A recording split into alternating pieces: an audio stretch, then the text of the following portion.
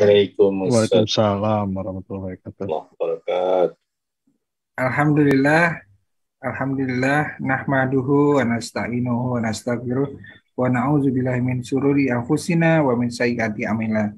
May yahdihillahu fala mudhillalah wa may yudhlil fala hadiyalah. Asyhadu an la ilaha illallah wa asyhadu anna Muhammadan abduhu wa rasuluh.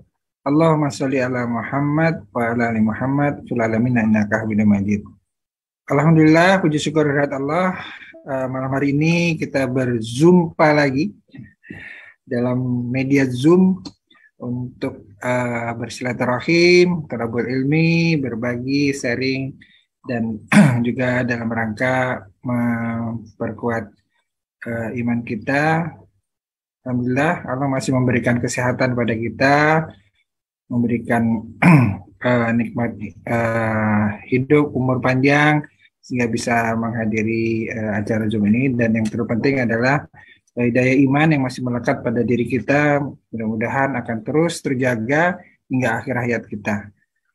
Salam salawat semoga tercurah untuk junjungan kita Nabi besar Muhammad Shallallahu Alaihi Wasallam, keluarganya, para sahabatnya, tabiin, serta umat Islam memperjuang namanya, para alim ulama yang telah mengajarkan pada kita sehingga kita bisa terus mendapatkan petunjuk dan mempelajari al-Islam ini sehingga bisa menjadi pedoman hidup kita dan membimbing kita untuk menuju surganya Allah Subhanahu wa taala. Dan semoga nanti pada kiamah kita bisa mendapatkan syafaat dari baginda Rasulullah Muhammad sallallahu alaihi wasallam. Amin amin ya rabbal alamin. Bapak-bapak, majelis halaqah yang saya hormati dan saya cintai, malam hari ini kita akan masuk ke seri sirah, dan kita melanjutkan kembali kisah-kisah Nabi dan Rasul yang sempat terputus agak lama karena ini ya Pak Didi traveling. Jadi alhamdulillah hari ini beliau sudah sehat dan sudah kembali ke Hong Kong dan siap untuk menyampaikan melanjutkan sirahnya. Dan sebelum kita memulai materinya, marilah kita sama-sama membuka dengan membaca suratul Fatihah. Semoga bacaan suratul Fatihah ini bisa memberikan keberkahan buat kita semua. Al-Adiniyah Al-Fatihah. Bismillahirrahmanirrahim. Alhamdulillahirabbil alamin arrahmanir rahim maliki yaumiddin. Iyyaka na'budu wa iyyaka nasta'in ihdinas siratal mustaqim siratal ladzina an'amta 'alaihim ghairil maghdubi 'alaihim waladdallin. Amin. Baik, sambil menunggu teman-teman yang lain bergabung dan mungkin juga sebenarnya di belakang di layar Facebook yang live juga sudah ada yang menyimak. Kita mulai saja. Ustadz Brother Arif, Ustadz Brother Didi ya, untuk menyampaikan materinya. Waduh, Ustadz. Sebentar nih.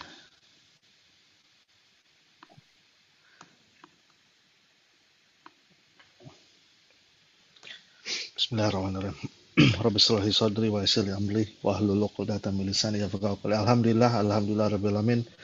Wassalatu wassalamu ala asyrafil anbiya'i wal mursalin sallallahu alaihi wasallam. Alhamdulillah kita bertemu lagi dalam kajian, dalam bincang-bincang kita sekalian mengingat kisah-kisah na'amta alaihim, orang-orang yang telah diberikan kebaikan atau kemuliaan atau diberikan barakah atau diberikan kenikmatan oleh Allah Subhanahu wa taala yang menjadi pedoman hidup kita, itu para nabi dan para rasul. Ini kalau nggak salah saya Pak Adi pertemuan kita keempat.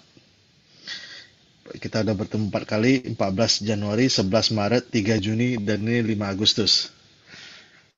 Di catatan Pak Adi, kita udah sampai Nabi apa? Kira-kira masih ingat? Kalau di catatan saya, Yakub Yusuf kita ya? sudah Sudah Nabi ya? Yusuf, betul. Ya, Nabi Yusuf. Akhir. Kita udah masuk ke Nabi Yusuf Yusuf. Zakaria belum ya? Belum. Jadi kita sudah masuk Nabi Yusuf dan berikutnya ya kita sudah masuk ke Nabi Yusuf. Dan berarti sudah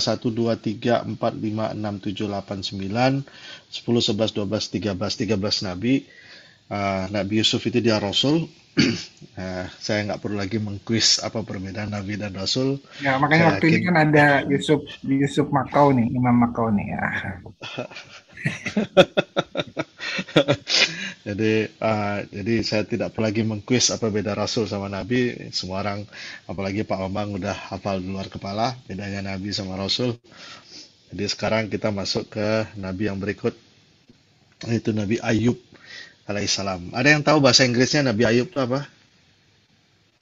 Ayub itu apa? Kalau Adam, Idris, Enoch, Nuh, Noah, Abraham, Ishak, Isaac, Yakub, Jacob, Lut, Lot, Shuaib, Jethro, Yusuf, Joseph. Kalau Nabi Ayub apa bahasa Inggrisnya? Eyem. Wah,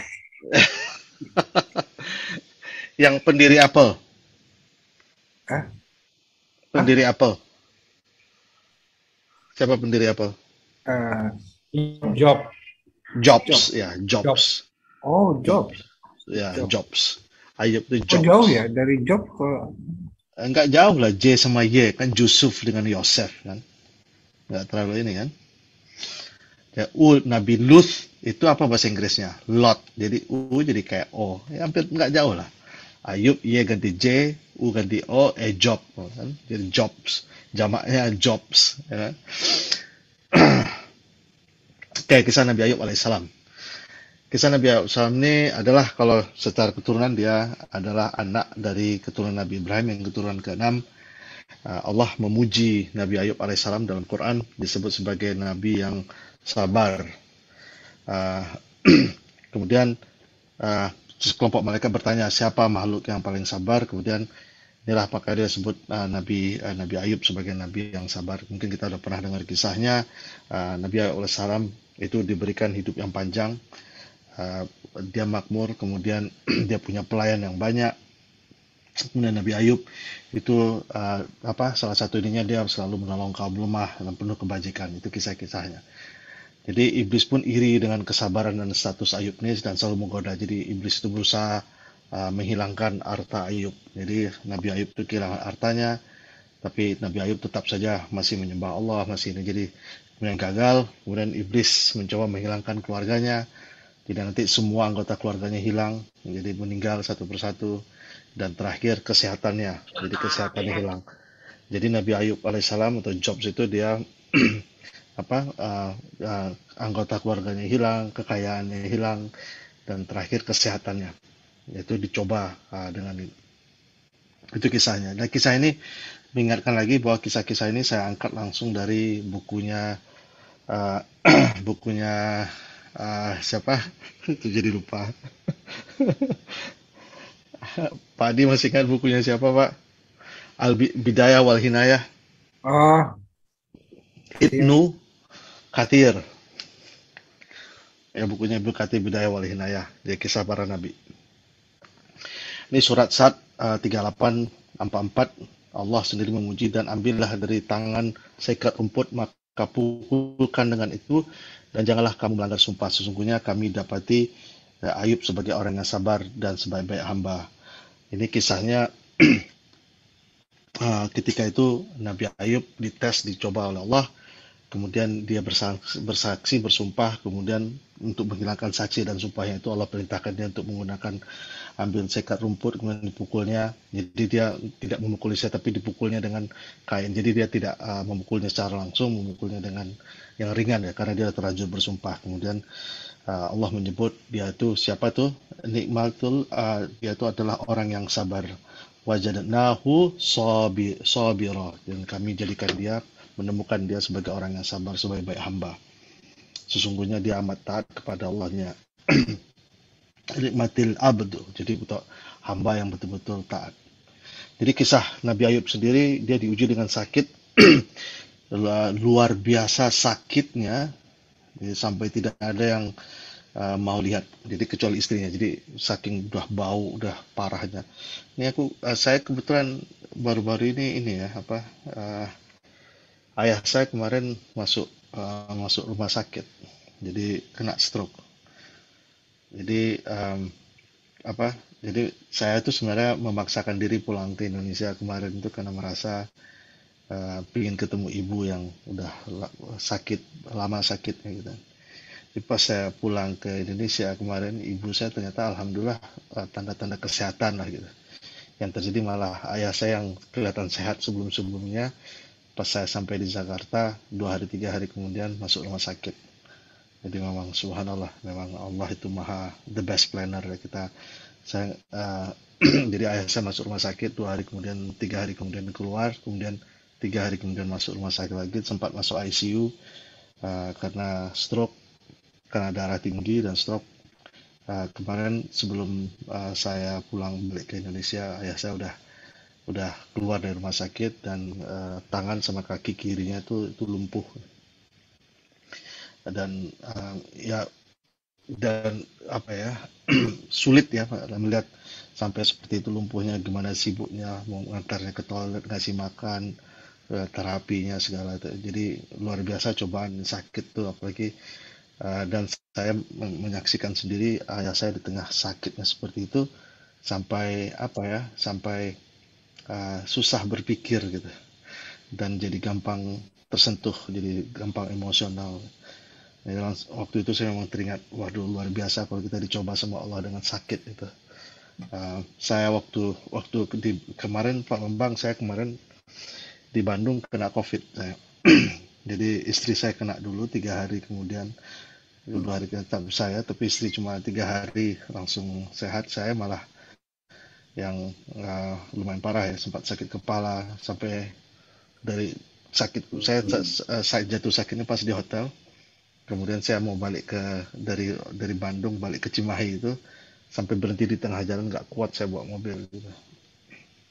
Dan kepala sakit banget sampai apa sesak nafas, semua ngerasain dan berat sekali rasanya sakit itu ya, sakit itu subhanallah, sampai harus terbaring di rumah di kamar tidur 2 hari 3 hari, jalan ke toilet tuh kayaknya berat sekali sampai sesak nafas ya. Jadi memang penderitaan sakit itu memang luar biasa kadang-kadang cobaannya. Saya juga pernah ngeliat kakak saya yang kena kanker, kakak sepupu saya. Jadi ini memang luar biasa cobaan sakit. Dan ini Nabi Ayub alaihissalam ini dia sakitnya berat sampai istri pun akhirnya dihasut gitu kan, digoda sama iblis supaya istrinya sendiri sampai nggak kuat dan sampai kapan penderitaan seperti ini gitu. Dan Nabi Ayub alaihissalam sendiri tidak mau berdoa untuk kesembuhan karena dia merasa sudah bertahun-tahun menikmati baiknya dari Allah, masa sakit sebentar saja dia ini gitu. Inilah Nabi Ayub alaihissalam. Akhirnya istrinya Ayub itu meninggalkan Ayub, jadi dia tinggal sendiri ya. Jadi kalau udah sendiri, Nabi Ayub alaihissalam itu udah gimana rasanya penderitaan ya. Kemudian akhirnya Allah menghapus semua ujiannya, dikembalikannya kesehatannya seperti semula. Kemudian istrinya akhirnya kembali lagi. Kemudian karena Nabi Ayub alaihissalam tadi bersumpah akan menghukum istrinya, dan nanti akhirnya Allah perintahkan dia untuk memukulnya dengan kain, dengan daun. Jadi tidak terlalu sakit, tapi karena dia terlalu bersumpah, tapi akhirnya dia tetap menghukum istrinya dengan hanya memukulkan ranting daun. Jadi itulah kisah Nabi Ayub yang Allah rekam dalam Al-Quran sebagai Nabi atau seseorang yang sangat sabar. Tidak banyak kisahnya, mungkin semua udah tahu. Jadi kurang lebih dicoba dengan sakit, dan anaknya meninggal, kemudian istrinya pun yang satu-satunya, istrinya pun pergi dari dia. Itulah kisah Nabi Ayub alaihissalam. Kemudian berikutnya Nabi Zulkifli. Nah, Nabi Zulkifli ini apalagi lebih sedikit lagi ceritanya. Jadi apakah dia nabi? Karena di Al-Quran di sini dia disebut nabi. Kemudian Zulkifli itu sendiri artinya apa? Kata-kata Zul, Zal Jalal wal Ikram. Zal itu, Zul itu artinya memiliki. Jadi Zulkifli artinya memiliki pemberian, sesuatu yang diberikan, pemberian. Jadi nggak banyak kisahnya. Zulkifli itu sendiri disebut dalam surat Sad tadi. Wa innahum indana laminal mustafain. Jadi Mustafa, kata-kata Mustafa, Kalau pernah dengar kata-kata Mustafa, Mustafa itu artinya orang-orang pilihan. Jadi adalah orang-orang pilihan akhyar, pilihan yang terbaik. Siapa mereka? Yaitu wa Ismail, wa Ilyasa, kemudian wa Yasa'a, wa Zulkifli dan Zulkifli. Jadi Allah menyebut tiga nabi, yaitu Nabi Ismail, Nabi Ilyas, Nabi Ilyasa, kemudian Nabi Zulkifli. Jadi nggak banyak kisah sama sekali tentang kisah Nabi Zulkifli ini. Kemudian yang berikut adalah kisah Nabi Yunus. Quiz. Ada yang tahu nama lainnya Nabi Yunus? Mas Isis tahu Mas Isis? Pak Adi tahu Pak Adi? Nama lainnya Nabi Yunus? Bahasa Inggrisnya apa Yunus itu? Jonah. Jonah. Iya, pintar. Jonah ya. Nabi Yunus, Nabi Jonah. Kalau kisah Nabi Yunus kita tahu. Jadi nama lain dari Yunus itu adalah Zannun, dan itu ada di Quran. Jadi namanya itu Zannun. Jadi bukan nama uniknya apa Zannun. Jadi kaum Yunus ini, Nabi Yunus ini itu menjadi syirik awalnya. Mereka menolak nasihat Nabi Yunus. Ya. Jadi setelah didakwahi, diajak, mereka menolak, mereka ikut-ikutan syirik. Gitu. Kemudian Nabi Yunus alaihissalam kecewa berat. Karena kecewa, akhirnya dia meninggalkan kaumnya. Jadi dia belum ada perintah dari Allah untuk meninggal kaumnya, tapi dia sendiri berinisiatif mengambil kesimpulan, dan ini adalah kesalahan Nabi Yunus alaihissalam. Dan apa yang terjadi kemudian setelah ditinggalkannya, kemudian Allah gelapkan langit waktu itu berubah. Kemudian kaumnya, umatnya Nabi Yunus langsung teringat, waduh, ini Nabi kita sudah pergi, kita mau diazab nih. Nah, karena mereka takut, mereka ingat cerita-cerita kaum Ad dan kaum Thamud yang dihancurkan oleh Allah. Jadi kaum Nabi Nuh juga dihancurkan oleh Allah karena mereka melawan Nabi mereka. Mereka ingat kisah-kisah ini, langsung mereka bertobat. Jadi kaum Nabi Nuh ini kaum Nabi Yunus ini setelah Nabi Yunus pergi, mereka bertobat. Dan akhirnya mereka diampunkan dengan Allah. Nah, apa yang terjadi? Ini kisah Nabi Yunus ini di daerah dekat Syria sana ya. Kalau ini sekarang Syria sama Irak, nah itulah di daerah Irak sekarang. Itu Nabi Yunus. Kemudian Nabi Yunus ini pergi, umatnya udah tobat, udah balik, dan dia naik di kapal, kemudian cuaca di laut itu berubah menjadi badai. Kemudian kapten kapalnya bilang, nih kita harus mengurangi beban nih. Gimana caranya dikeluarin semua, tapi masih juga nggak kuat. Kayaknya kita harus membuang seseorang yang ada di sini. Akhirnya diundi. Dan diundi ini adalah kebiasaan waktu itu. Jadi untuk mengurangkan beban kapal, itu ada yang diundi. Siapa yang kalah undian, dia diceburkan dibuang ke laut. Gitu. Nah, Nabi Yunus terpilih. Gitu. Wah, ini orang besar, orang baik, orang mulia. Gitu. Diulang lagi undiannya. Nabi Yunus juga kena. Ini kasihan nih masa Nabi ini diulang lagi, masih juga kena Nabi Yunus. Akhirnya udahlah, karena Nabi Yunus terpilih terus, akhirnya dia memang kayaknya ini memang perintah Allah, ini memang takdir katanya kan. Akhirnya dia meloncat ke laut, dan situlah ya Nabi Yunus alaihissalam ditelan, dan semua orang menduga dia sudah mati waktu itu Nabi Yunus. Jadi kisah Nabi Yunus semua orang tahu. Nah, pertanyaannya sekarang, ikan apa yang menelan Nabi Yunus?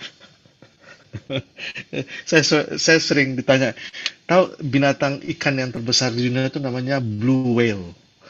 Blue whale itu adalah binatang atau ikan paus yang paling besar di dunia. Jadi binatang atau hewan yang paling besar di dunia itu adalah namanya ikan paus blue whale. Boleh di Google blue whale itu.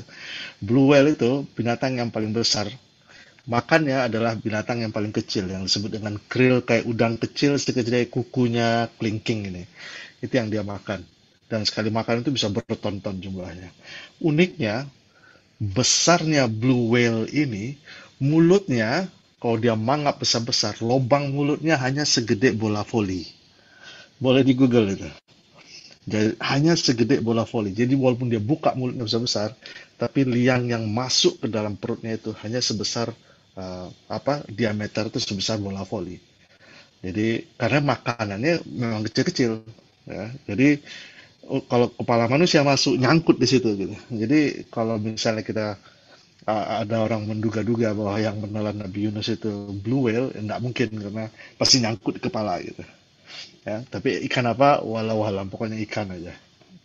Apakah jenisnya ada sampai sekarang? Walau alam. Jadi ini sama dengan kisah apa ya? Kisah di surah Al-Kahfi itu. Kan ada kan Allah menegur tuh, ada yang bilang 3, ada yang bilang 5, ada yang bilang 7, itu nggak penting. Yang penting itu adalah kisahnya bagaimana orang sekelompok pemuda yang ingin menyelamatkan akidah mereka, ingin menyelamatkan agama mereka, mereka melarikan diri. Itu kisahnya sebenarnya. Berapa jumlahnya, 3 atau 5 atau 7, itu tidak penting. Nah, ada orang yang malah keterlaluan sampai nanya itu anjingnya itu jenisnya apa, warna warna bulunya hitam atau coklat, itu sampai orang mengkaji-kajinya sampai situ. This is not important, atau kalau bahasa Jakartanya kan EGP itu kita nggak peduli karena pesannya adalah bahwa surah Al-Kahfi itu ada orang yang ingin mempertahankan iman mereka, mereka melarikan diri. Jadi, nah sama dengan Nabi Yunus ini. Nabi Yunus ini karena dia melakukan kesalahan, kemudian Allah hukum dia yang nanti akan menjadi pelajaran buat kita apa jenis ikannya itu we don't care. Jadi kalau tidak dijelaskan, nggak perlu, jangan mengarang-arang ikan paus ini. uh, dan kalau kita bayangkan sekarang ikan paus itu dalamnya kan itu penuh dengan acid dengan ini. Jadi kalau manusia masuk ke dalamnya biasanya harus hancur. Walau alam, kurang lebih seperti itulah. Nah, kisah Nabi Yunus ini di dalam perut ikan. Jadi Nabi Yunus itu kita bisa bayangkan kayak apa isi perut itu, pasti toksik ya, karena mungkin atau acid lah, minimal asam atau karena Visualisasinya seperti Pinocchio kayaknya. iya. Sama Padahal ikan kapalnya masuk terus Iya, luas di padahal dalam. padahal ikan itu kan bergerak-gerak dan di dalam perut itu kan penuh cairan, penuh ini, penuh intisari makanan dan seterusnya kan. Jadi kita nggak bisa seperti apakah dia teraduk-aduk di dalam kayak dalam mesin cuci. Yang pasti Nabi Yunus itu terjaga dan dia masih hidup. Nah, disinilah dia minta ampun kepada Allah ya. Ya nanti kan insya Allah semua orang udah hafal doanya. Dan meminta ampun, dan ikannya merasa khawatir karena telah menelan Nabi. Jadi karena dia tahu ini Nabi, dia merasa uh, kemudian kenapa khawatir? Karena inilah perintah Allah. Jadi memang ikan ini seakan mendapat perintah Allah untuk menelan Nabi, uh, untuk mengapakan Nabi, dan itulah akhirnya setelah doa ini dan Nabi Yunus diampunkan oleh Allah dan dia keluar dari perut ikan. Akhirnya Nabi Yunus tahu bahwa dia harus kembali lagi ke kaumnya. Pas dia balik lagi ke kaumnya, disambut dengan baik. Oh, rupanya kaumnya udah tobat, udah balik lagi ke Islam. Itulah kisah Nabi Yunus, dan akhirnya kaumnya itu berada dalam keadaan soleh. Nah ini surat Al-Anbiya, surat ke-21 ayat 87. Wazannun, ini kan ini, dan Zannun itu atau Zunnun itu adalah Nabi Yunus. Mughadiba, jadi dalam keadaan ghadab, dalam keadaan marah. Dia keadaan marah, dia pergi, kemudian Allah yang mempersempitkannya dia dan memasukkan dia ke dalam perut ikan. Kemudian disinilah kemudian apa katanya fanada fi zulumat, dalam keadaan kegelapan itu dia menyeru kepada Allah, menyeru, yaitu la ilaha illa anta subhanaka ini kuntu minaz zalimin. Saya mau mau mencoba sedikit merenungkan doa ini. Nabi Yunus alaihissalam sedang berada di dalam perut ikan. Kita nggak bisa bayangkan betapa mengerikannya dalam perut ikan itu, bikin bisa mati anytime, bisa mati, pasti bau dan gelap gulita lagi kan. Itu pasti sangat-sangat keadaan-keadaan yang betul sangat-sangat pasti tidak sangat comfortable gitu. Dan Nabi Yunus alaihissalam bisa say, Allah keluarkan aku dalam perutnya. Tapi bukan itu doa Nabi. Dia tahu bahwa Allah tahu apa yang dia mau. Ya, dia dalam keadaan yang parah, dia keadaan yang sedang dalam keadaan sulit karena dia merasa ini adalah bentuk hukuman atau bentuk peringatan Allah kepada dia. Tapi Nabi Yunus tidak pernah minta, ya Allah, aku tersiksa dalam perut ini, keluarkan aku dalam siksaan ini. Kenapa Nabi Yunus tidak meminta seperti itu? Dia tahu Allah tahu apa yang dia mau. Yang Allah mau adalah dia bertobat. Jadi bertobat itu adalah salah satu bentuk bertobat adalah mengakui kesalahan. Ya, la ilaha illa anta, engkaulah satu-satunya yang aku sembah, tiada hanya engkau ya Allah. Subhanaka, engkau maha suci ya Allah. Ini kuntu minaz zalimin, akulah yang berbuat zalim, akulah yang salah. Jadi salah satu bentuk istighfar, makanya istighfar kepada Allah itu adalah salah satu cara mendapatkan ampunan dari Allah. Apa yang kita mau, apa yang kita kehendaki, apa yang petunjukkan Allah itu selalu diberikan dengan cara kita sering-sering beristighfar, sering-sering meminta ampun kepada Allah. Dan inilah yang diajarkan oleh Nabi kita, Nabi Yunus alaihissalam ini, dengan mengakui kesalahan, dengan memuji Allah. Engkau satu-satunya yang kesembah, engkau maha suci ya Allah, akulah yang zalim. Jadi tidak perlu lagi minta ya Allah. Jadi misalnya kita dalam keadaan sulit, dalam keadaan betul-betul tidak ada lagi ada kesempatan bisa selamat, gitu. Baik dalam keadaan finansial, dalam keadaan kesehatan, dalam keadaan apapun. Yang pertama kali kita lakukan adalah, ya Allah, aku salah ya Allah, ampunkan aku, ini semua karena dosaku, gitu. Jadi itu Allah tahu kok Nabi Yunus itu ingin keluar dari perut, Allah tahu gitu. Dan Nabi Yunus tidak perlu memintanya, jadi cukup dia mengaku kesalahan. Ini yang luar biasa menurut saya, yang bisa kita ekstrak, yang bisa kita ambil dari Nabi Yunus alaihissalam. Baik, Ini terakhir. ikannya nggak kelihatan ya Pak Didi di ayat ini. Apa? Ditelan ikannya nggak kelihatan ya? Di ayat sebelumnya mungkin. Dia nggak disebut ikannya, disempitkan. Nah, jadi kisah ikannya itu adanya di ini. Kalau nggak salah adanya di hadis. Nanti saya cek lagi. Oh, bukan di Quran nggak pakai ikan? Nggak disebut ikannya. Karena nggak penting. Nggak penting. Karena kisah masyurnya kan ditelan ikan. Siapa Ya. tahu bukan ikan ternyata. Nah, biasanya bisa ya, pokoknya dia dibuang ke laut kan. Ternyata memang ikan, dan ikannya itu merasa berdosa, tapi Allah bilang ini perintahku gitu. Nah, untuk yang berikut, mungkin yang terakhir adalah kisah Nabi Musa dan Nabi Harun. Jadi Nabi Musa itu adalah rasul, sementara Nabi Harun adalah nabi. Kira-kira bapak ada yang tahu nggak hubungan antara Musa dan Harun itu apa?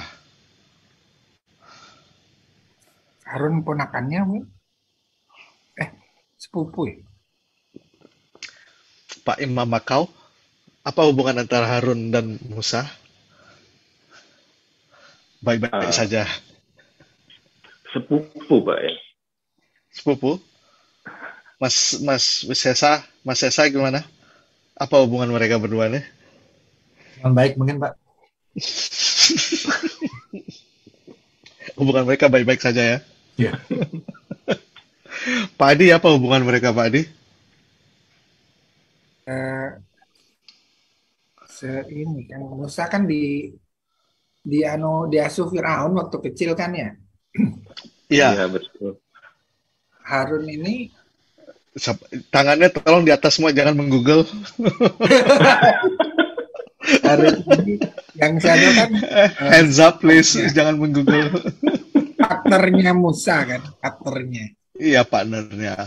Kalau dalam Quran dalam Al-Quran disebut penasehat. Tapi sebenarnya ada saudaraan nggak sih? Itu pertanyaan saya. Itu pertanyaan saya. Jadi jawabannya adalah Nabi Musa dan Nabi Harun ini adik kakak, satu ayah satu ibu.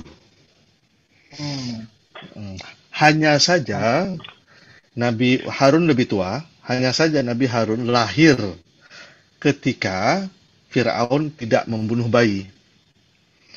Jadi Firaun itu kan mimpi. Dia mendapatkan mimpi yang ditafsir sama penafsir mimpinya, akan ada orang yang dari Bani Israel akan menjatuhkan, menghancurkan dia, kekuasaan dia. Ketakutan dia. Oke, mulai sekarang kita bunuh semua anak laki-laki dari kaum Bani Israel. Mereka bunuh. Tapi lama-lama mereka kekurangan budak, kekurangan budak, kekurangan pelayan, kekurangan ini. Wah, nggak bisa. Kita butuh tenaga kerja juga. Kita butuh workforce kan. Oke, berhentiin. Kita bunuh 1 tahun. Tahun depannya lagi kita nggak bunuh. Tahun depan lagi bunuh. Tahun depannya jadi berulang-ulang. Nah, pas nggak dibunuh, Nabi Harun lahir. Pas giliran yang dibunuh, Nabi Musa lahir. Jadi kalau kisah Nabi Musa itu kayak ini ya, kayak apa? Kung Fu Panda ya. Kalau tadi ini Pinocchio, kalau ini Kung Fu Panda. Tahu kan kisah Kung Fu Panda kan yang si ininya kan dia juga diselamatkan di air juga gitu. Oh iya, dia rajanya mimpi ada itu semua panda mah harus dibunuh kalau nggak salah ya. Iya, akhirnya dia dibuang di ini kan Ya, di sungai. Ya. Jadi itu ditiru sama ini. Jadi kisah Nabi Musa dan Nabi Harun. Mungkin semua udah kisahnya udah tahu, tapi mungkin sekedar ini sekedar. Nah, apa yang unik? Ini yang saya ingin semua punya catatan yang perlu diingat. Kisah tentang Nabi Musa. Apa yang unik tentang Nabi Musa itu? Pertama, sepertiga dari Quran itu berkisah atau cerita. Ya, sepertiga dari Quran itu cerita. Ya. Kemudian dari semua total cerita, 2/3 dari cerita semua tentang Nabi Musa alaihissalam. What a big deal. Gitu. Jadi Nabi Musa itu disebut namanya 136 kali, dibandingkan Nabi Muhammad cuma 4 kali. Ya, jadi nabi yang paling banyak disebut-sebut namanya adalah nabinya orang Bani Israel, yaitu Nabi Musa alaihissalam. So it is a big deal. Jadi kalau the book of Bani Israel atau the book of kalau kita bilang the book of the Jews, jadi istilahnya bukunya orang Yahudi kesannya. Jadi bukunya agama, karena orang Yahudi ini kan bernabikan mengasosiasikan nabinya ke Nabi Musa alaihissalam. Walaupun Nabi Musa itu nabinya kita, nabinya Muslim gitu kan. Tapi cerita yang paling banyak dalam Al-Quran adalah cerita Nabi Musa alaihissalam. Jadi Nabi Musa itu hidupnya hidup pada saat itu memang sangat difficult, kan. Nabi Musa itu lahirnya dia dari suku atau kaum yang diperbudak oleh orang Mesir, orang Fir'aun dan ininya. Jadi kemudian di kisah Nabi Musa ini banyak sekali kisah-kisah, mungkin wanita atau yang penyisirnya Fir'aun, ya kan. Kemudian istrinya Fir'aun itu juga wanita yang dimuliakan Allah yang disebut dalam surat Tahrim. Itu kemudian kisah ketika Rasulullah SAW melakukan Isra Mi'raj, kemudian Rasulullah mencium ada bau indah, bau sedap sekali. Ini apa ini? Kata Jibril alaihissalam, inilah kuburan wanita, yaitu wanita yang menyisir anaknya Fir'aun. Jadi kisahnya luar biasa. Dalam kisah Islam ada 4 kali bayi itu ngomong. Salah satunya adalah bayinya anaknya wanita penyisir anak Fir'aun itu. Ya. Jadi inilah sedikit snippet mengenai banyak sekali kisah-kisah tentang Nabi Harun dan Nabi Musa alaihissalam. Jadi siapakah Fir'aun? Jadi Fir'aun ini sebenarnya gelar nama raja, jadi kayak kaisar atau seterusnya. Jadi bukan nama orang. Ya, Fir'aun itu bermimpi. Fir'aun yang kisahnya Nabi Musa ini punya mimpi, dan karena mimpinya itulah yang ditafsirkan bahwa kerajaan dan kekuasaan dia akan dijatuhkan oleh bayi lelaki dari Bani Israel. Akhirnya dia bunuh semua laki-laki, tapi karena lama-lama dia pikir dia juga butuh tenaga kerja dan seterusnya, akhirnya diganti menjadi 1 tahun bunuh, 1 tahun tidak. Dan Firaun ini adalah dinasti penguasa di mana kekuasaannya diturunkan ke anak, ya. Jadi kayak kerajaan lah, dinasti. Kemudian Firaun ini kalau lokasinya dia di Mesir kuno, jadi di Afrika ujung atas. Siapa yang ditindas mereka adalah Bani Israel. Masih ingat ya siapa Israel ya? Israel itu adalah nama lain dari Yakub alaihissalam. Jadi kalau Bani Israel sama dengan Bani Yakub. Jadi Bani Yakub alaihissalam itu kan dia dibawa oleh Yusuf. Kisah Nabi Yusuf nih. Nabi Yusuf membawa orang tuanya dan abang-abangnya semua pindah ke Mesir. Dan disitulah mereka kemudian generasi-generasi keturunan mereka, beberapa generasi kemudian, itulah yang akhirnya ditindas oleh Firaun, dijadikan budak. Nah, apa the crime of Firaun? Jadi Firaun ini, syirik is one thing.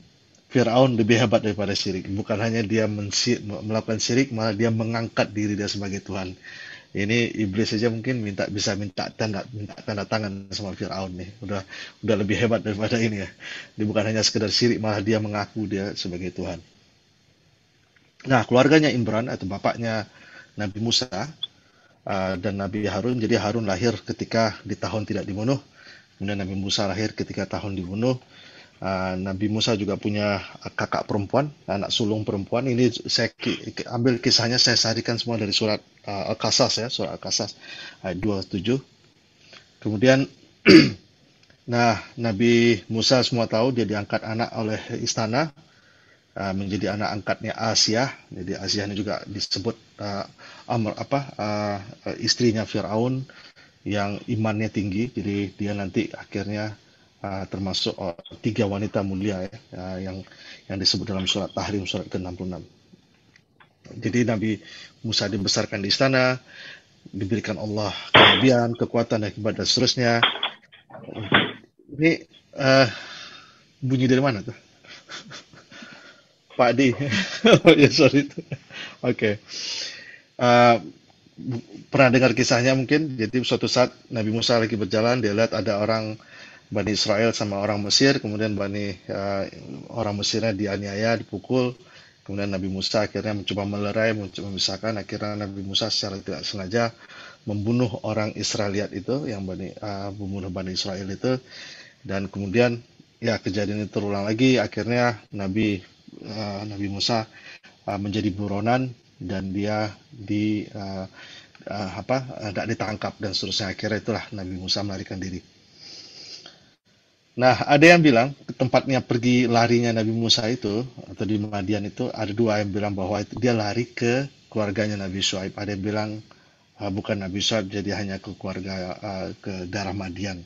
Walau alam, saya di sini nulisnya bahwa dia larinya ke dia melarikan diri ke daerah Madian, di situ bertemu dengan seorang wanita.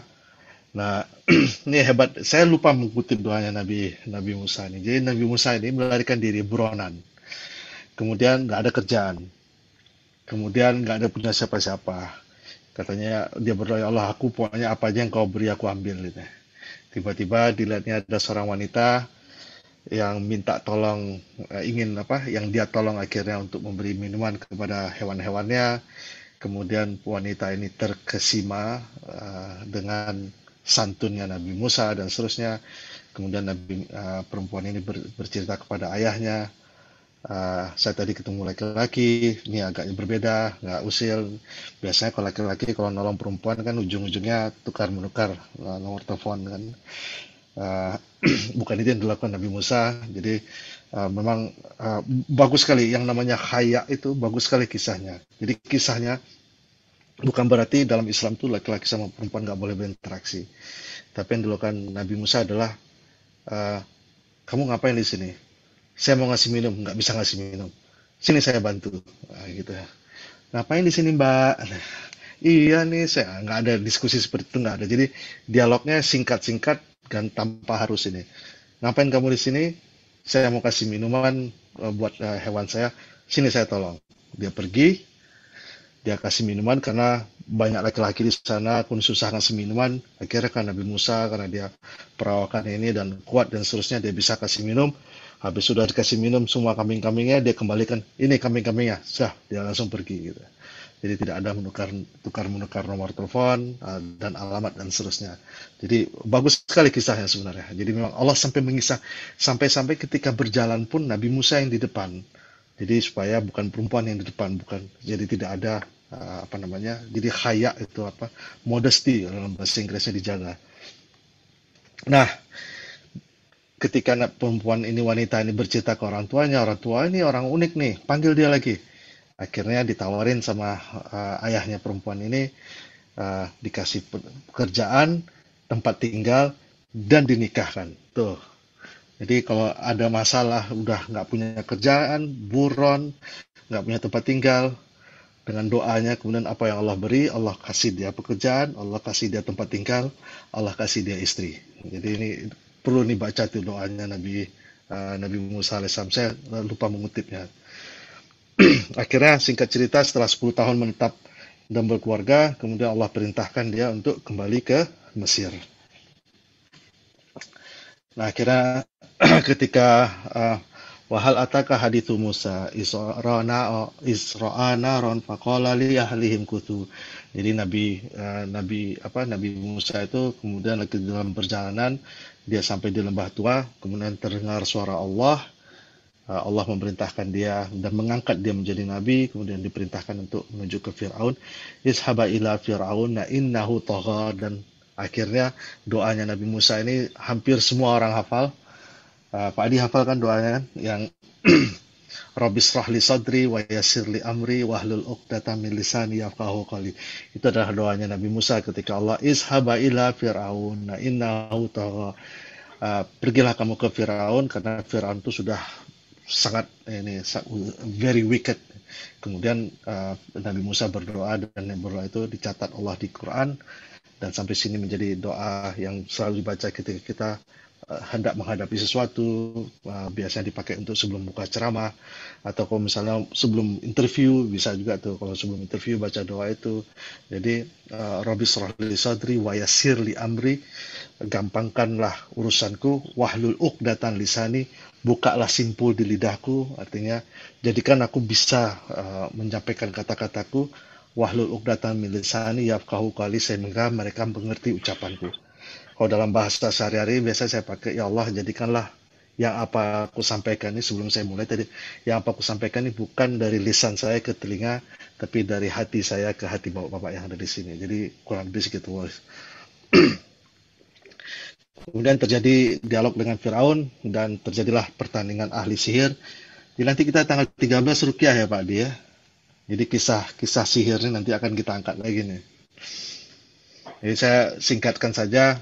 Kemudian Firaun melihat mukjizat Nabi Musa seakan-akan itu sihir. Dia bilang, oke, kalau kamu sihir, dia panggil semua. Akhirnya terjadilah kisah ahli sihir berdatangan. Kemudian Nabi Musa alaihissalam melemparkan tongkatnya, kemudian itulah yang akan memakan tali-tali. Saya singkatkan aja cerita, jadi mungkin udah pernah dengar ceritanya semua. Apa yang terjadi selanjutnya? Kemudian Firaun itu menginstruksikan membangun gedung yang tinggi. Jadi kemudian Firaun melakukan penyiksaan terhadap orang Muslim. Kemudian kisah Qarun, harta Qarun. Jadi Qarun itu harta Qarun. Jadi kalau kita melihat ada harta yang ditemukan di tanah disebut harta Qarun, itu berasal dari kata-kata hartanya Qarun. Qarun itu adalah tokoh yang ada di zaman Nabi Firaun yang terkenal sangat-sangat super kaya.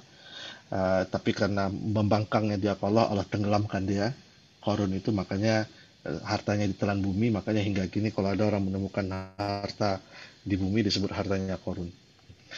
Kemudian banyak kisah-kisah yang terjadi.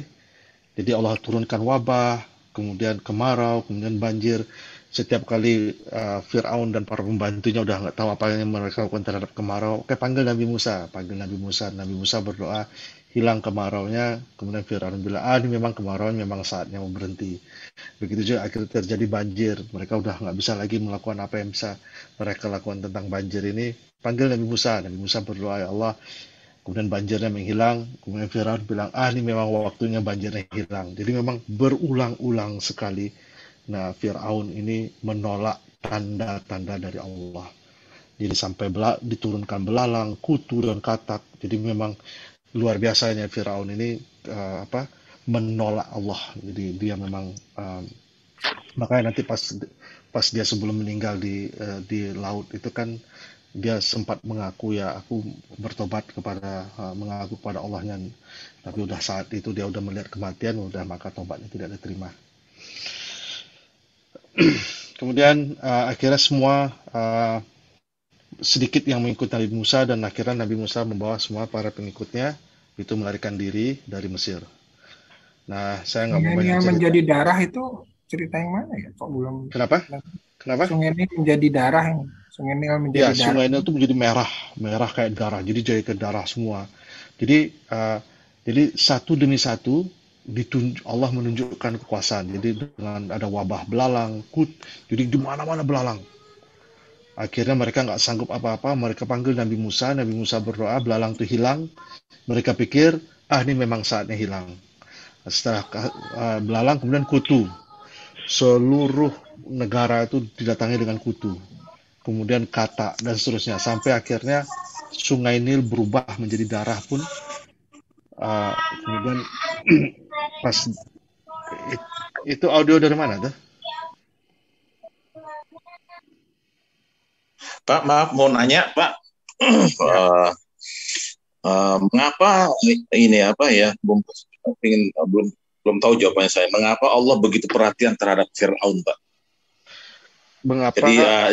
Jadi ya kan di sini kan juga dari berdasarkan kisahnya kan, ya Allah kan memberi peringatan ini itu agar dia bertobat, agar dia kembali kepada jalan ini sampai Nabi Musa diturunkan Nabi seorang Musa gitu. Kenapa Allah begitu perhatian terhadap Firaun, Pak? Karena memang secara umum kan inna alaina lahuda. Memang Allah itu selalu memberikan tanda-tanda ke kita. Jadi ada orang yang tandanya sederhana, dengan flu, dengan sakit dia jadi bertobat, ingat sama Allah. Ada orang yang mungkin setelah ketabrak kemudian kakinya patah atau kakinya diamputasi baru dia ingat sama Allah. Ada orang yang kena COVID baru ingat sama Allah gitu. Tapi mungkin ada orang yang bebal, udah diingatin. Tapi terus memang inna alaina Allah akan selalu memberi tanda. Ada orang yang hanya dengan melihat bumi, hanya dengan inna fi khalqis samawati wal ardi wa ikhtilafil laili wan nahar. Ada orang yang hanya melihat pernah dengar Abdul Hakim Murad yang seorang dia sekarang menjadi syekh ya. Dia yang mungkin saya sudah beberapa kali cerita di forum ini, yang dari Oxford University. Dia itu masuk Islamnya juga berbeda. Dia masuk Islamnya dari mana? Masuk Islamnya dia lagi di pantai nudis, kemudian dia merasa kok wanita itu tubuhnya perfect dan seterusnya. Dia waktu itu ateis, kemudian dia merasa kok bisa ya ada wanita tubuhnya perfect, kok mata tertarik sama ini. Akhirnya dia pelajari, akhirnya dia masuk Islam. Jadi macam-macam cara manusia itu mendapatkan hidayah, mendapatkan petunjuk atau mendapatkan tanda-tanda, sign dari Allah. Macam-macam caranya.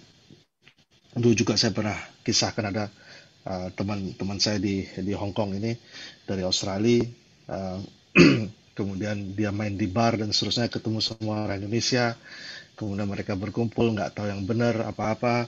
Suatu saat dia merasa kok hidupnya parah terus, dia nanya sama wanita ini yang orang Indonesia, kamu punya agama nggak? Oh dulu saya sih orang tua saya Islam, katanya.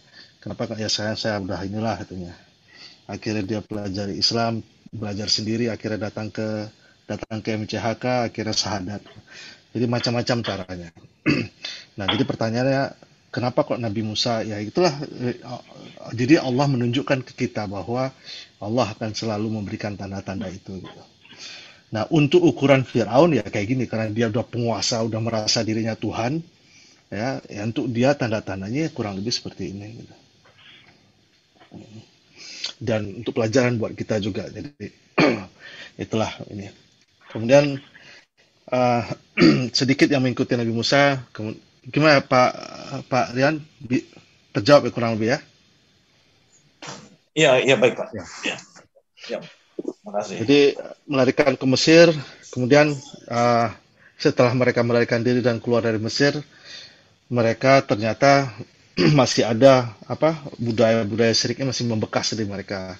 Walaupun mereka melihat mukjizat langsung, melihat bagaimana laut terbelah, bagaimana tongkat Nabi Musa dipukulkan ke batu menjadi 12 mata air, kemudian turunnya makanan dari langit, mana dan salwa. Tapi setelah dapat makanan dari itu, mereka ingat, oh ingat nggak dulu makanan waktu kita jadi budak dulu di Mesir, kita ingat makanan itu. Jadi ada saja yang selalu mengingatkan mereka, padahal mereka dulu jadi budak, disiksa, dihina di Mesir, tapi mereka teringat makanannya. Dan dan banyak sekali cobaan Nabi Musa dari umatnya ini. Jadi salah satunya dia diajak jihad, mereka nggak mau gitu. Jadi Rasulullah SAW itu sebelum perang Badar, Rasulullah SAW itu sempat bertanya, apakah kalian siap untuk ikut berjihad? Kemudian Abu Bakar berdiri lagi. Akhirnya orang-orang Madinah waktu itu, orang-orang Yatrib yang akhir berdiri, apakah yang kau maksud kami ya Rasulullah?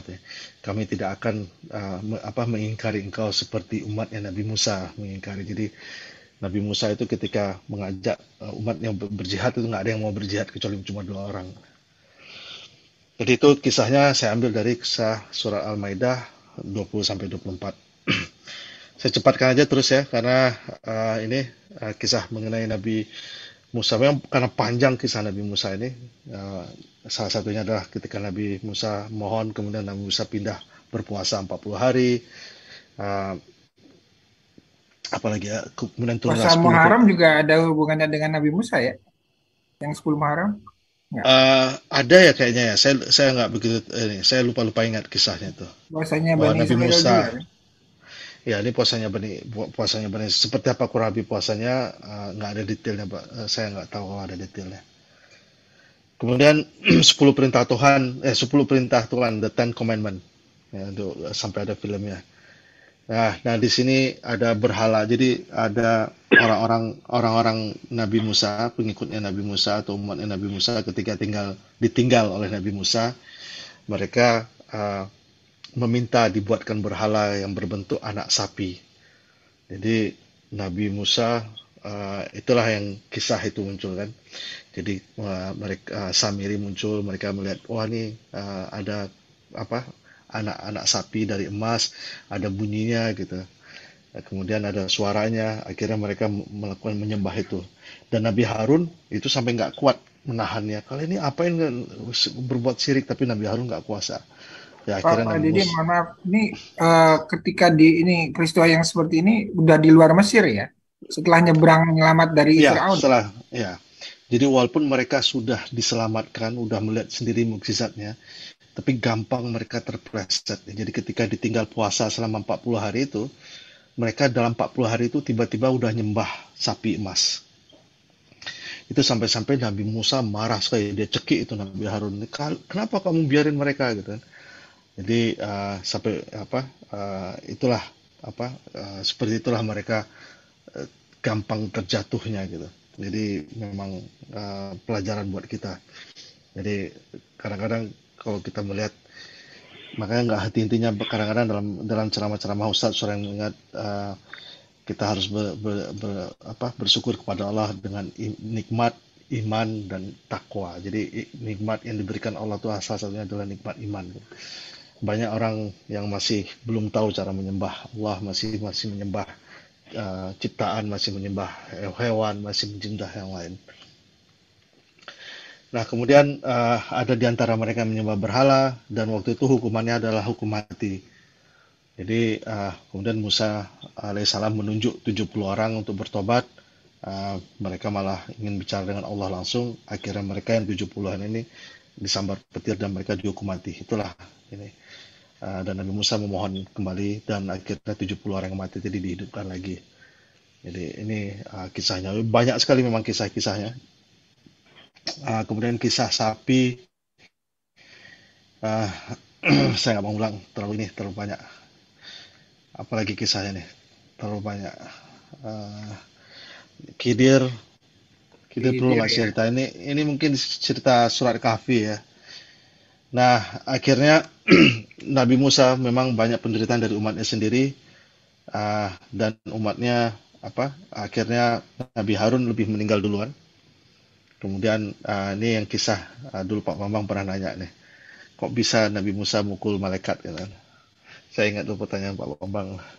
Jadi malaikat turun, masih ingat Pak Bambang? Malaikat turun, kemudian dia langsung masuk ke rumahnya Nabi Musa, dipukul sama Nabi Musa sampai matanya copot. Ya, masih ingat ya. Akhirnya malaikat balik ke atas, kemudian minta kepada Allah, ini ya hambamu tidak mau dicabut mayatnya, kemudian turun lagi, taruh tangannya di atas di atas bulu kambing, sebanyak bulu kambing itu segitu akan ditambahkan hidupnya. Tapi akhirnya Nabi Musa memilih untuk wafat, dan akhirnya Nabi Musa ini. Jadi kurang lebih itu. Jadi saya sengaja cepatkan aja ceritanya biar enggak, ini mudah-mudahan nanti ada dalam bentuk pertanyaan.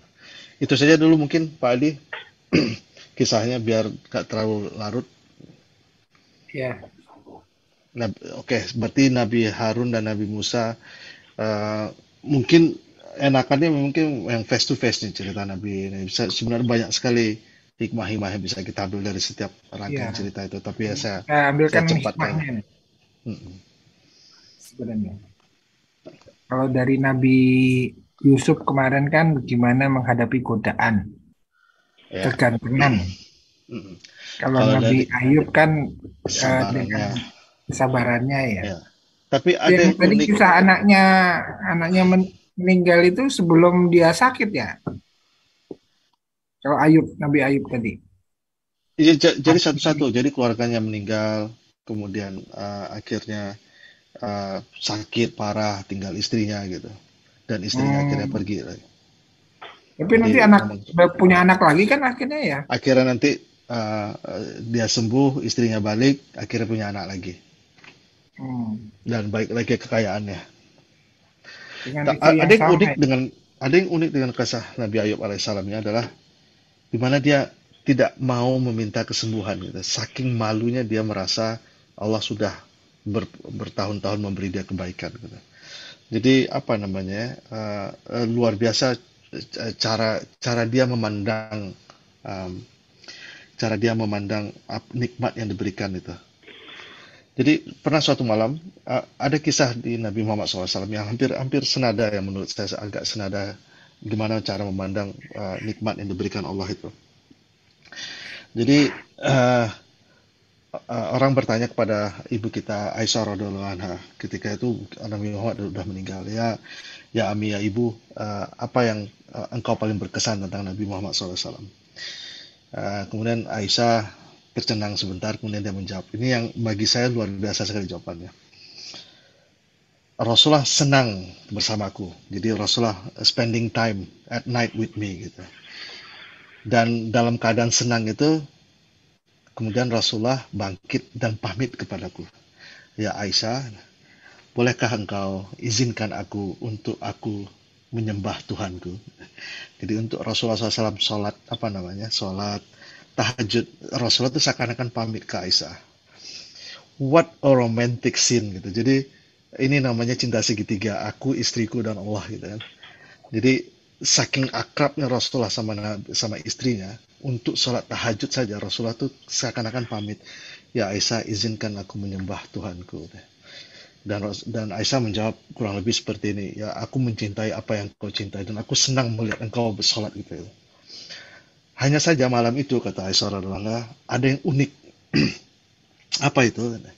Rasulullah menangis panjang malam itu, dan malam itu sampai ada pool of tears di bawah itu, sampai ada keluar air mata.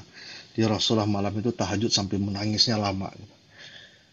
Kemudian sampai-sampai Bilal sebelum sholat subuh datang, ya Rasulullah, ngapain nangis Rasulullah? Gitu ya. Bukankah dosamu yang awal dan yang akan datang sudah diampunkan Allah? You're free of sin, ngapain lagi nangis? Gitu. Ya Bilal, tidakkah aku ingin menjadi orang yang bersyukur? Gitu. Kemudian diturunkan yang surat Inna fi khalqis samawati wal ardi wa ikhtilafil laili wa. Hanya dengan merasakan nikmat Allah telah diampuni saja tuh Rasulullah bisa nangisnya lama. Jadi cara melihat nikmat Allah tuh memang hanya orang-orang yang spesial yang bisa merasakan nikmatnya Allah tuh. Maka tadi Pak Aryan tuh kan nanya, kok begitu ya Fir'aun tuh diberi tanda terus ya. Memang itulah Allah, inna alaina lal huda. Jadi Allah itu yang selalu memberi sinyal, selalu memberi tanda, selalu memberi kebaikan kepada kita supaya gunanya hati kita tersentuh untuk merasakan nikmatnya Allah. Jadi sehingga amal ibadah kita menjadi sesuatu yang sweet, gitu. Sweetness of faith. Gitu. Sholat itu suatu kenikmatan. Gitu. Ngumpul-ngumpul gini itu merasa suatu kenikmatan. Gitu. Jadi dan ini adalah apa luar biasa sebenarnya. Makanya kenikmatan iman itu yang luar biasa. Dan itu mampu membuat Rasulullah SAW mengeluarkan air mata, merasakan aku merasa bersyukur kepada Allah. Gitu. Itu kisah Nabi Ayub. Gitu.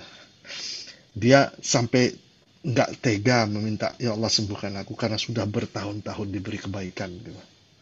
Jadi itu salah satu hikmahnya kisah Nabi Ayub alaihissalam.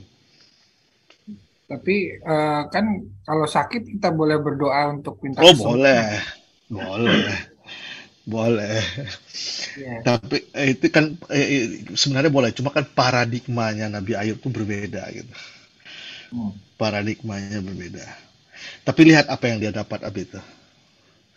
Bukan hanya mendapatkan kesembuhan, mendapatkan lagi istrinya, mendapatkan lagi keluarganya, mendapatkan lagi hartanya. Itu dia hebatnya. Ketika Nabi Yunus, dia nggak bilang, ya Allah, keluarkan aku dalam perut. Bukan itu yang dia minta. Ya Allah, aku salah. Apa yang dia dapatkan? Dia selamat dari keluar dari perut ikan, Kan dan dia pulang dilihat semua umatnya udah balik masuk Islam. Jadi dapatnya itu berlebih gitu. So if you know how to pray to Allah, you get more than what you want. Itulah maksudnya.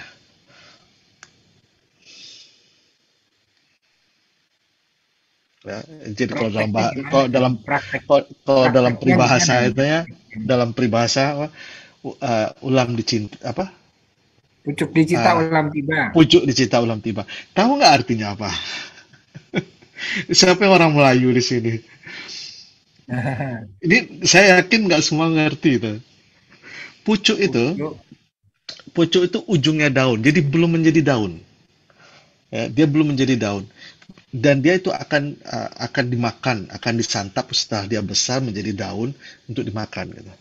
Ulam adalah makanan yang daun-daunan yang siap dimakan. Jadi dia berharap pucuk, jadi belum menjadi daun, tapi yang dia dapat daun yang sudah matang, sudah besar, sudah siap untuk dimakan. Pucuk dicinta, ulam yang tiba. Itu maksudnya. Jadi you pray for A, Allah give you A, B, C, D, E. So if you know how to pray, Allah will give you more than what you want. So how? Itu tadi yang diajarkan Nabi Yunus, mengakui dosa. Makanya ada Saidul istighfar. Ya Allah, Engkau yang menciptakanku, aku ni hambamu, dan seterusnya itu yang Saidul. Jadi begitu kita meminta, Kolak jadi salah bani satu wana ya. juga wana ala. Itu dia, aku adalah hamba. Jadi itu kan semua bukan hampir doa, lebih ke statement. Ya Allah, Engkau menciptakanku. Jadi begitu Nabi Yunus itu apa yang dalam hati dia? Aku ini pingin selamat dari perut, tapi bukan ingin selamat dari perut yang dia bilang. Dia akui dosanya. Jadi salah satu bentuk pengakuan dosa, pengakuan tobat itu adalah mengaku itu. Dan bagaimana cara mengaku dosa itu adalah sebelumnya dimulai dengan la ilaha illa anta. Tauhid dulu. Semua itu karena Engkau ya Allah. Engkau yang satu-satunya wajib aku sembah. Engkau yang satu-satunya wajib aku patuhi gitu. Perginya aku meninggalkan umatku bukan itu my desire. It's not because you instruct me to do. Baru subhanaka, engkau suci ya Allah. Baru ini kuntu aku banyak dosanya, aku yang zalim. Itu salah satunya. Jadi minta sembuh boleh. Tapi if you know how to pray, Allah will give you more than what you want. Ya, tapi kan ada juga bahwa sakit itu bisa menggugurkan dosa juga kan? Bisa. Itu juga salah satunya ya. Jadi ketika sakit yang penting tidak mengeluh, tidak menghujat, kenapa aku, why me, kenapa saya yang sakit, gitu ya. Menyalahkan Allah kan, berburuk sangka pada Allah. Tapi harus baik sangka itu kan arahnya sini. Gimana Mbak Zizi, setuju? Iya. Kayaknya ada pendapat lain dari Mas Irsis tadi. Iya. Belum ada Pak Bambang yang jago itu. Iya. Dan tadi kan Pak Adi bilang Tuding-tudingan semua. tuh, why me katanya. Terus Iya. Allahnya bilang why not. Lagi kalau pucuk dicinta lagi Pak Bambang tuh bisa explain panjang. Pucuk dicinta ulam tiba. Iya. Terus tadi kalau kisah Nabi Musa ini unik karena Nabi Musa itu kan awalnya dia membela Bani Israel kan untuk melawan Firaun gitu kan. Berikutnya kisah berikutnya justru sebaliknya dia membela nggak ya waktu Nggak. dengan Firaun itu dia membela Israel nggak sebenarnya? Bukan, Kan dia- yang kasus pembunuhan itu, yang dia membunuh orang Israeliat itu kisahnya sebenarnya begini. Dia lihat ada Israeliat, ada orang Mesir, ya kan? Orang Israeliat ini seakan-akan menindas orang Mesir, ya kan? Nah, Nabi Musa sendiri, orang Mesir yang ini ya, Israeliat yang budak kan. Jadi dia lihat orang Mesirnya seakan-akan menindak orang Israeliat gitu. Jadi Nabi Musa karena dia keturunan Israeliat, dia merasa dia ingin menolong yang Israeliat tanpa harus ngecek dulu gitu. Habis itu dia coba lerai, akhirnya dia pukul orang Mesir itu mati. Besok kejadiannya sama lagi, baru dia ngeh sebenarnya orang Israeliat ini yang salah. sing dablek. Jadi makanya dia bilang ini perbuatan setan. Jadi dia karena kelebihan tenaga. Karena ini ya kisah kurang lebih seperti itu. Nah kemudian ada orang yang kisah tuh orang Mesir yang mati kemarin tuh sekarang semua tentara, semua ini polisi nyari kamu katanya. Makanya dia melarikan diri. Jadi buronan dia, fugitive. Tapi melarikan dirinya nggak sama umatnya ya, yang dikejar-kejar. Oh, dia belum jadi nabi waktu itu. Oh. Dia melarikan diri ke Madian, nggak ada kerjaan, buronan, nggak ada tempat tinggal. Kemudian dia berdoa, ya Allah, aku bangkrut, aku apa saja yang engkau berikan, berikanlah. Katanya. Kemudian Allah berikan dia tempat tinggal, pekerjaan dan istri. 10 tahun dia di sana, baru dia balik lagi, kemudian ditua, kemudian dia di tengah malam itu dia lihat ada kayak api. Balik ke Mesir lagi berarti ya, dari Madian balik ke Mesir. Balik ke Mesir lagi setelah 10 tahun dia melarikan diri, dia balik lagi. Disitulah ganti raja mungkin ya, jadi udah lupa itu arsip-arsip. Jejak digitalnya udah nggak ada ya. masih Firaun yang sama, karena begitu Nabi Musa datang, bukan yang kau dulu aku besarin di istana, dia Firaunnya ngomong gitu. Nggak, tapi udah nggak jadi buron ya? Ya masih jadi buron, maka diingatin dia, kamu kan buronan. Gitu. Terus yang dikejar ke Laut Merahnya kapan itu? Itu nanti setelah kasus ada kata, ada kutu, ada belalang, ada kemudian orang ini masih ditindas terus. Akhirnya dia bilang udah saatnya kita melarikan diri. Nah, Firaun mendengar bahwa Musa dan para pengikutnya melarikan diri, karena mereka kerahkan tentara untuk nangkap mereka. Gitu. Oh, berarti yang mujizat itu statusnya itu ya Musa masih belum masih buron ya, ketika buron nggak di penjara ya, kan tinggal nangkap aja ya. Tinggal nangkap aja. Tapi kan dia ya itulah. Malah makanya ini Nabi Musa itu. Kisah Nabi Musa itu kalau kita mau detailin ceritanya kemudian ditangkap hikmah-hikmahnya itu memang it's not fair untuk cuma setengah jam 15 menit. It's so rich of story, so rich of hikmah, wisdom yang bisa kita ambil. Yang kayak kasus dia ketemu dengan perempuan, interaksi dengan perempuan itu tuh didetailkan di Quran. Interaksi dia, nanya, kamu mau ngapain? Saya mau ngasih makanan kambing saya. Itu didetailkan di Quran, luar biasa gitu. How man and woman should interact.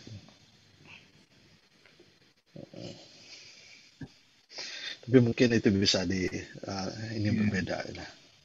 Ya makanya tadi Bang Rino kan tanya kenapa sih kooperatif sama Firaun itu, karena sebenarnya itu serial bagian dari serial serial ketika bagaimana Musa berinteraksi dengan penguasa ya pada saat Hmm. itu ya. Ya. Sampai kan tata cara bagaimana dengan bahasa yang lemah lembut gitu kan. Padahal Firaun Ya. sudah segitu kejamnya, tapi Allah tetap memerintahkan ketika berinteraksi dengan penguasa, walaupun penguasa itu penguasa kafir, harus Hmm. lemah lembut gitu kan. Tetap harus lemah lembut Satu ya. pelajarannya ya. Karena lemah lembutnya dia itu karena dia nabi. Kepada siapapun dia ngomong nggak masalah gitu. Jadi cahaya itu dia bersinar kemana saja gitu. Dan adil. Itulah cahaya. Jadi cahaya itu nggak memilih ke yang warna biru dia terangnya segitu, ke yang warna merah dia yang gelap dia terangnya segitu sama. Itu jadi karena dianya. Jadi nggak memilih kasih dia. Nah, Islam juga gitu. Islam tuh untuk orang beriman, Islam tuh untuk orang yang masih minum, Islam tuh untuk orang yang masih kafir, Islam tuh untuk semua gitu. Jadi Dan nggak mungkin memilih. kenapa banyak kisah tentang Nabi Musa ini karena Nabi Musa ini kan nabinya orang Yahudi, sedangkan di Madinah kan sebagian besar yang ngeyel-ngeyel ini kan orang Yahudi nih.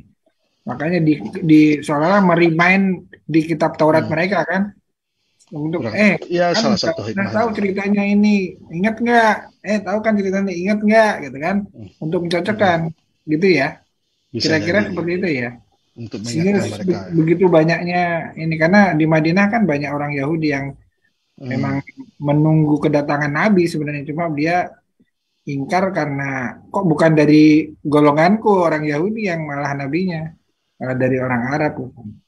Walaupun mereka kan bilangnya mengenal Nabi Muhammad seperti mengenal anaknya gitu, karena sudah banyak kisah-kisah di Tauratnya mereka, hmm, ciri-ciri kenabian gitu kan, yang ada sudah ya. cocok sebenarnya. Sehingga dalam Al-Quran pun jadi banyak dalam menyampaikan ini untuk merimain orang Yahudi, kamu kan tahu ingat cerita leluhurmu dulu. Sehingga ini di tafsir pun banyak Israeliat ini karena untuk melengkapi kisah-kisah Quran ini ya, tadi dia ya. Kenapa jadi terhubung karena Bisa itu jadi ya. salah satunya. Bisa jadi karena itu. Karena memang ya kisah Nabi Musa ini kan banyak sekali hikmahnya sebenarnya. Dan Hmm. dan kita nggak melihat tuh apa apa yang di surat ini yang di 285 itu tidak ada bedanya semua nabi itu. Amana rasulu bima unzila ilahi min rabbi wal mu'minun kullu amana billahi wa malaikati wa kutubihi wa rasulih la nufarriqu Karena baina perlu ahadin min banyak hadir. rusulih. Jadi ya nabi-nabi itu semua ada hikmah-hikmah pelajaran tertentu.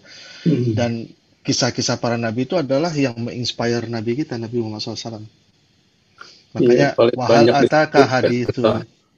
Kenapa Mama? paling banyak Nabi Musa disebut di Al-Quran dibanding Nabi 136 ya. Muhammad.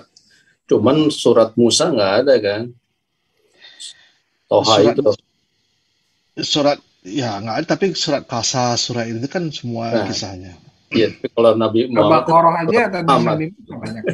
Ada surat Yunus, ada surat Yusuf, Yusuf, Ibrahim ya Ibrahim. Musa nggak ada malah nggak ada. surat Musa.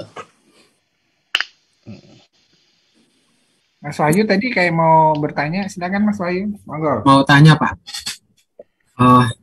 saya sepertinya pernah dengar atau baca ya di cerita Nabi Musa dan Fir'aun itu ada menterinya juga Pak yang namanya Haman atau siapa. Iya. Itu cerita dari Al-Quran apa dari yang misalnya dari Hadis. Israiliyat atau ya penjelasannya gitu. Nama Haman itu sendiri ada di Quran.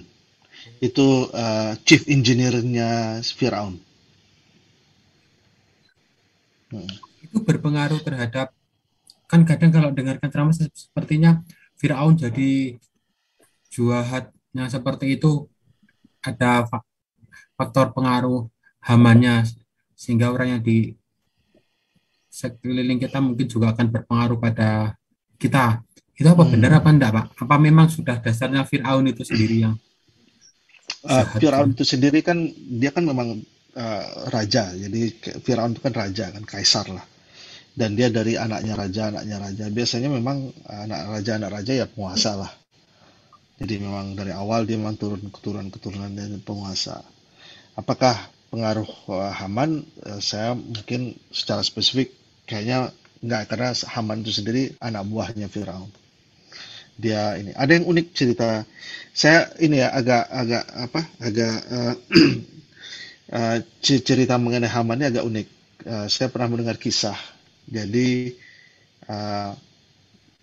dalam Al-Quran itu disebut bahwa kalau nggak salah saya itu Firaun alaihissalam itu Firaun itu ketika menentang Nabi Musa alaihissalam itu, Firaun itu minta dibuatkan pingin ketemunya Nabi Musa, Tuhannya Nabi Musa, minta dibuatkan gedung gitu, tower gitu kan.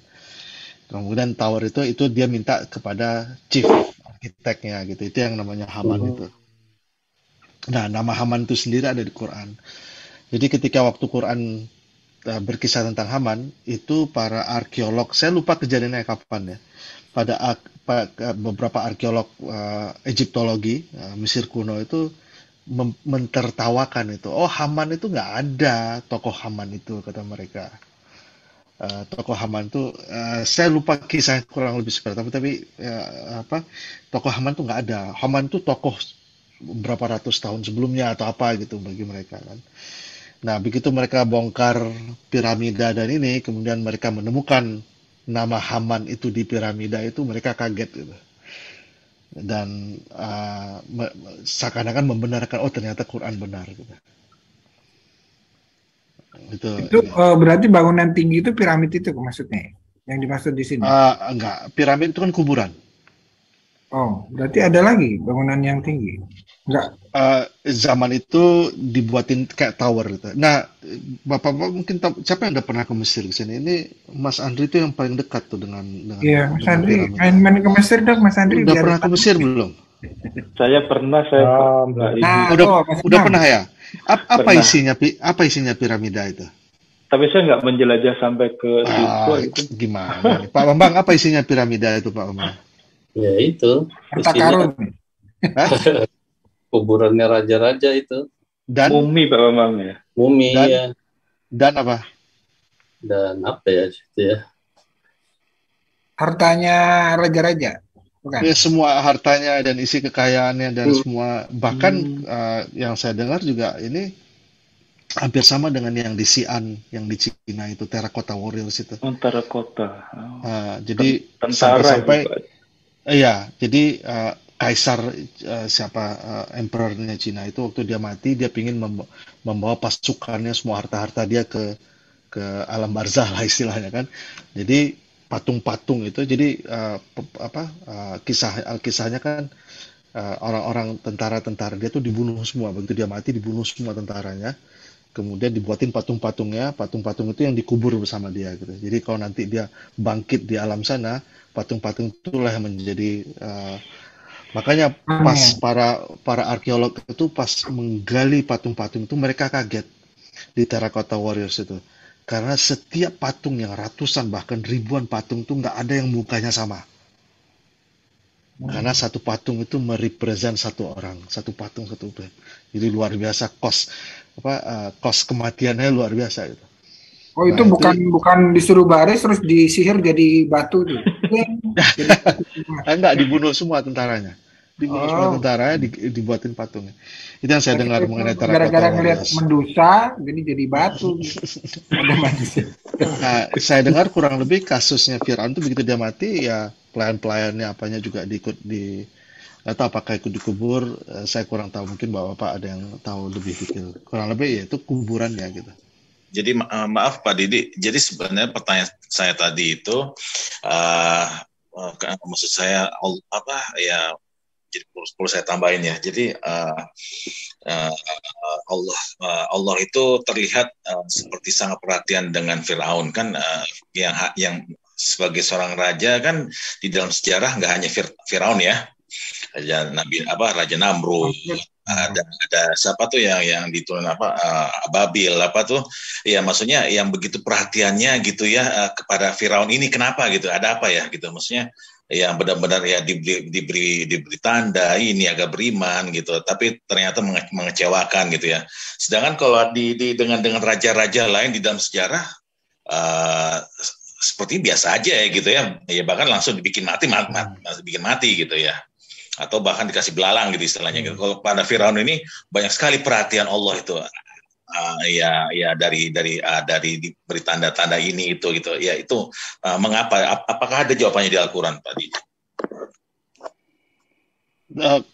Kalau saya mungkin menjawabnya secara generik ya, memang Allah itu pasti akan mencoba menunjukkan hidayahnya ke kita gitu. Jadi siapapun kita gitu. Cuma hanya saja karena kasus Firaun ini unik, karena untuk pelajaran buat kita, maka didetailkan apa saja yang dilakukan Allah untuk ini. Ya mungkin hanya bukan untuk Firaun tapi untuk seluruh penduduk Mesir waktu itu gitu. Penduduk Mesir itu yang ini gitu. Jadi kalau misal mungkin wujudnya seperti itu, mengingatkan.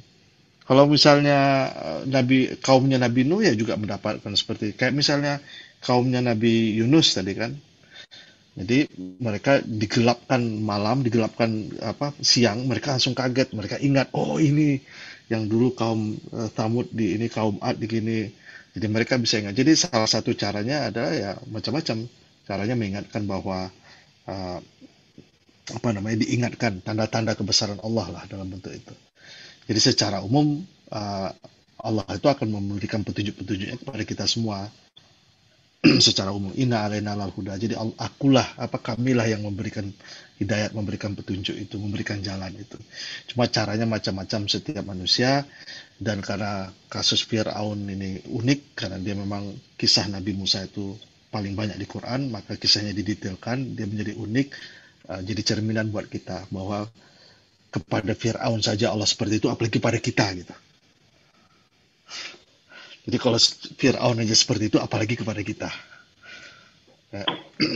Jadi ada yang unik dengan kisah ketika Jibril alaihissalam berkata pada Nabi Muhammad SAW, seandainya engkau melihat apa yang aku lakukan kepada Fir'aun, kata Jibril.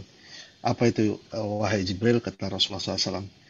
Jadi ketika Fir'aun menyeberang, kemudian laut sudah datang lagi.